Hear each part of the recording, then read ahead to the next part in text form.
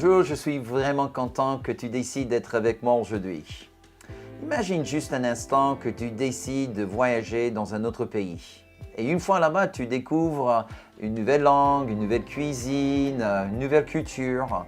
Tu découvres des coutumes qui sont peut-être à la surface un peu bizarres, mais à la fin, tu te dis, mais quand même, c'est un autre pays. Il faut en profiter tant qu'on y est. Donc, et au fur et à mesure, tu tombes amoureuse de cette culture à tel point que tu aimerais y vivre. Mais bon, les responsabilités en France s'imposent. Tu reprends le vol, tu rentres en France, mais tellement ce souvenir de la culture de ce pays te travaille que tu décides d'ouvrir un restaurant avec cette cuisine. Tu achètes tous les livres qui existent sur le marché pour lire tout ce que tu peux sur la culture, etc. Et petit à petit, tu commences à partager cette découverte avec tes amis, tes proches, etc. Finalement, le message, l'évangile du royaume de Dieu n'est pas si différent que ça, n'est-ce pas? Alors, la Bible dit que Jésus est descendu du ciel et puis il est remonté au ciel. Mes amis, le ciel, c'est un vrai endroit. C'est un endroit où vit Dieu, où vivent les anges et les êtres, etc. Savez-vous qu'au ciel, il y a une culture, il y a une langue, il y a les coutumes, il y a des façons de faire.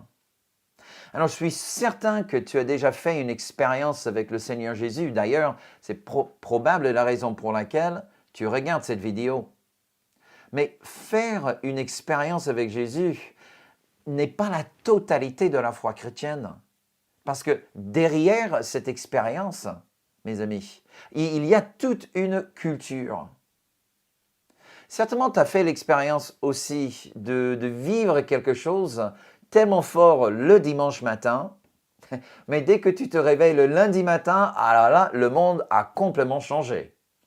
Tu vas au travail, tu découvres un autre monde qui n'est pas du tout synchronisé avec le monde que tu as connu le dimanche matin. Et souvent, pour beaucoup de chrétiens, on devient un peu schizophrène dans notre foi.